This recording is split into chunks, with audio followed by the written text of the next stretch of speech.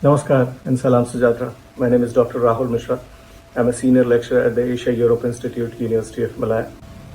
India is celebrating 75th year of its independence. The Azadi ka Amrit Mahotsav, as Prime Minister of India, Shri Narendra Modi ji has termed it, is a year-long celebration of independent India's rise as an economic power, as a major power at the world stage, and its evolution as a multicultural country.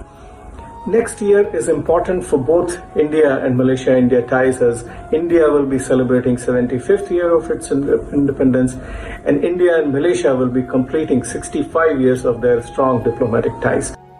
From antiquity to Act East policy, which is in operation since 2014, we notice a strong presence of Malaysia in India's eastward engagement, and this engagement is more than 2 millennia old. We notice that whether it was the ancient times or the pre-colonial trade and commerce linkages, or spread of Islam to Malaysia and rest of the Southeast Asian region, or the British colonial rule and its impact on India and Malaya, and of course the Indian freedom struggle, we notice a lot of commonalities and shared heritage between India and Malaysia. For the Indian freedom struggle, especially the Indian revolutionary struggle led by Subhash Chandra Bose and the Azadi Hind Fauj, Malaya was like the second front. It was Malaya where the Azadi Hind Fauj was established, today Singapore, and its operations were carried out across the region. It also played an important role in uniting people based in Malaya at that time for India's freedom struggle and supporting Mahatma Gandhi. And that was also the reason why, after Mahatma Gandhi passed away, his ashes were kept in Malaya for people to pay respect and pay homage to him. India and Malaysia share strong economic, social, cultural, culinary, linguistic linkages. And these linkages are so strong, the imprints are so wide and deep, that for an Indian, Malaysia seems like it's his or her second home. It is often said that a noisy democracy is a healthy democracy, and both India and Malaysia fit beautifully into that parameter. Both these countries have remained multi-party democracies representing different sections of society's interests. And this is something unique about these two countries, because unlike several of their respective neighbors, these countries have not only remained democratic, but they have also gained strength in terms of representing the full spectrum of society.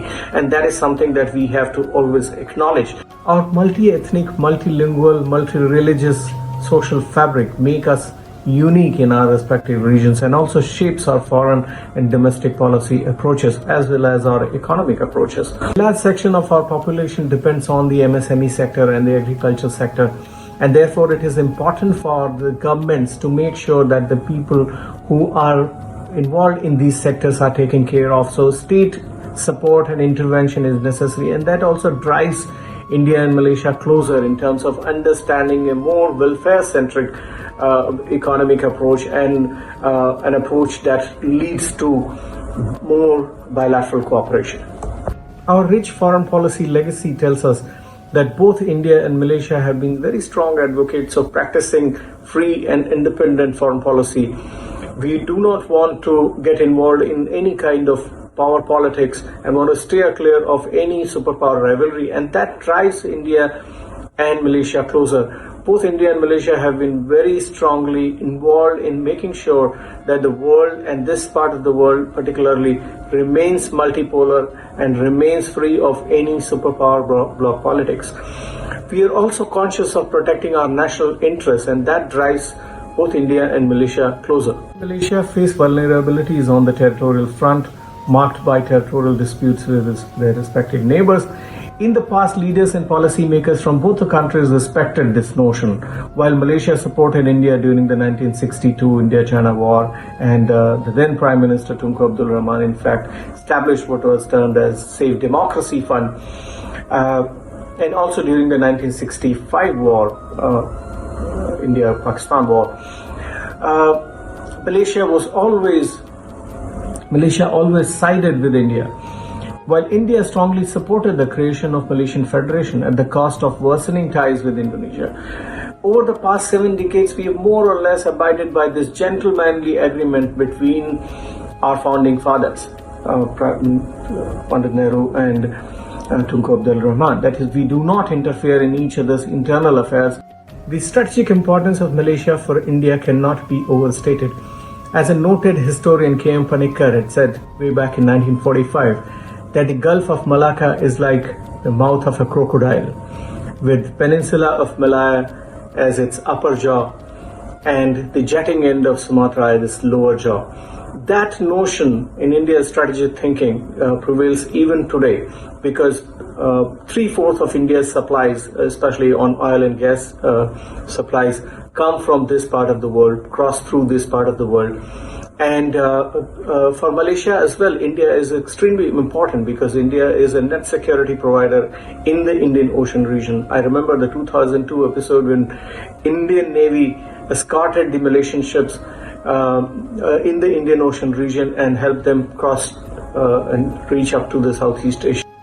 The strategic importance of this relationship has not gone unnoticed in either Putrajaya or in New Delhi, and that is the reason why the Malaysia-India strategic partnership was one of the first ones that India had signed with the Southeast Asian countries, and the strategic partnership signed in 2010 and enhanced strategic partnership signed in 2015. So even on the strategic front, India and Malaysia's interests are aligned. They're working together, and moving forward, I see a lot of possibility of these two countries aligning their interests further. India-Malaysia partnership is important because more than our shared interests, it's our mutual concerns that bind us together. It's our multi-religious, multicultural societies that bind us together. It's our vulnerable sections and their interests that bind us together. And more importantly, it's our regional interests that align our priorities.